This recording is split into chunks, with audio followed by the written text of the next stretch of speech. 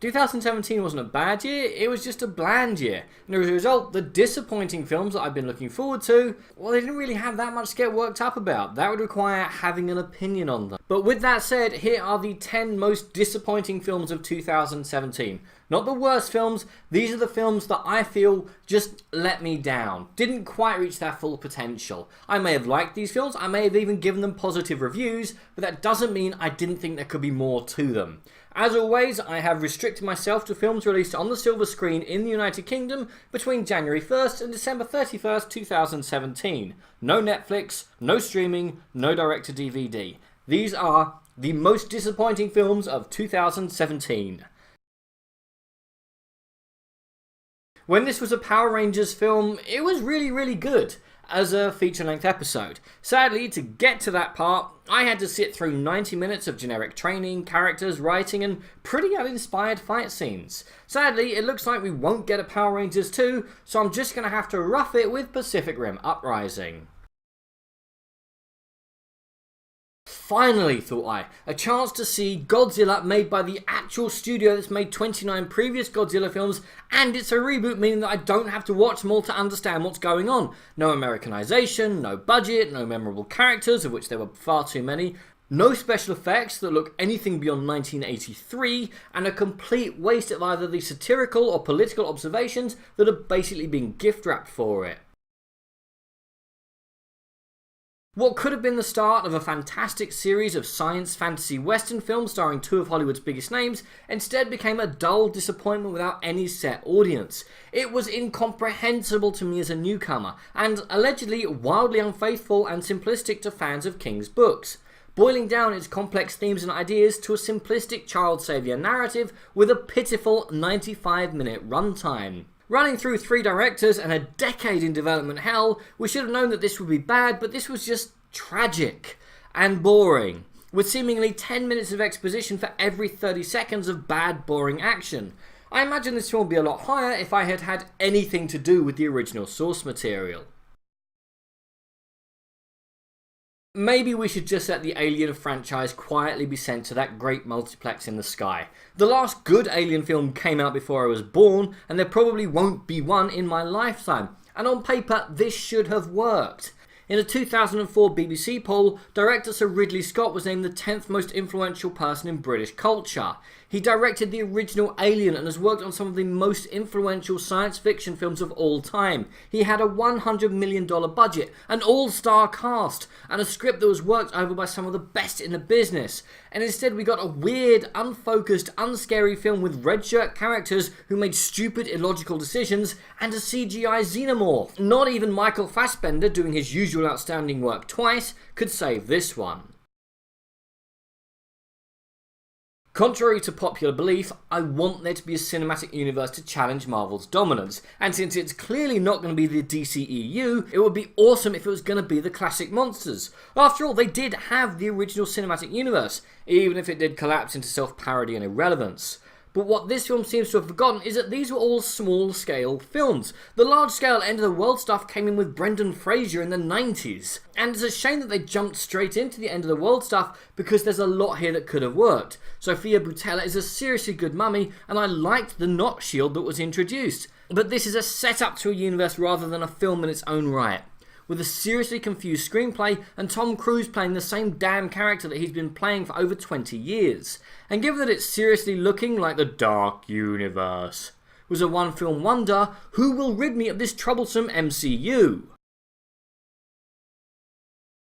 You have got to be kidding. How do you screw up an all-star cast, one of the greatest murder mysteries of all time?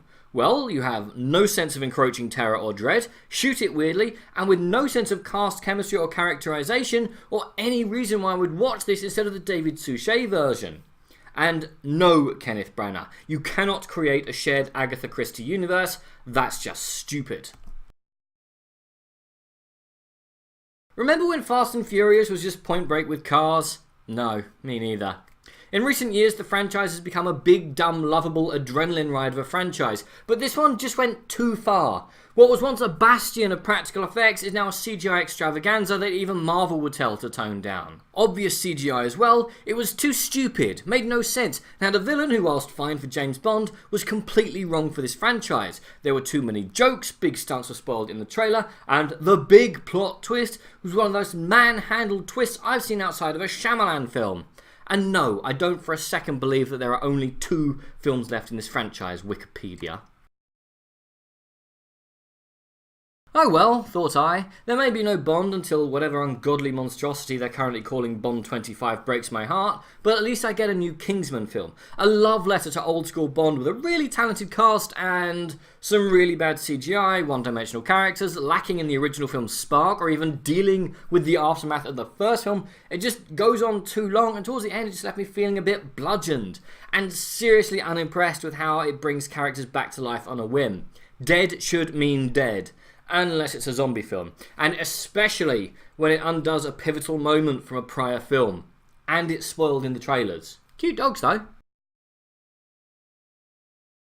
I know, I had no right to expect anything other than what I got, but Wonder Woman did raise my hopes, and to be honest, I had hoped that Joss Whedon might be able to do something with the film. He's worked on films of this scale before, after all, but the gulf between him, Snyder and Nolan is just too vast, and we came up with a huge bloated mess which plays like 2 films awkwardly stitched together, with a cast that varies between bored, annoying, bland and CGI, which is also a pretty good description of the villain, who none of our heroes had actually met until the premiere started, as he was done purely in motion capture. The action was baggy, the whole film looked dull and tired, but like the infamous Black Knight, this universe keeps limping on. Each poorly reviewed, underperforming film but a scratch to its bloated, pulsating mass.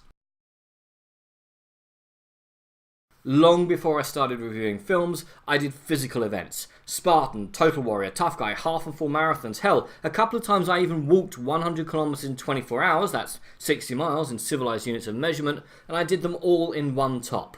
One beloved, ripped, torn and permanently muddy top. It's now located in my spare room with some of my most prized medals. And do you want to know what's on that top? The Assassin's Creed logo. I own the games, books, comics, figures, you name it. I love this franchise, second only to James Bond, and this film broke my heart. It takes place in the universe of the games, but offers no new insights into the lore, and must have been frankly incomprehensible to anyone coming in fresh. Instead of showing people in ancient times being murdered over philosophical differences, you had to deal with 21st century corporate politics. Did get to see Jeremy Irons in some pretty natty jumpers though. Didn't get to see any blood because the $125 million budget mandated a 12A rating instead of a 15 or 18 rating that so desperately needed. Flat characters, scenes that made no sense, and stunts that were obscured and impossible to see even when they were practical, which so many were. A wasted opportunity of such a rich thematic universe, and hope for the last time it will ever intrude onto the silver screen. But what did you guys think, and what was your most disappointing film of 2017? Comment below, let me know. I'm Daniel, this has been A Dunking. If you've enjoyed this video, please like, share and subscribe.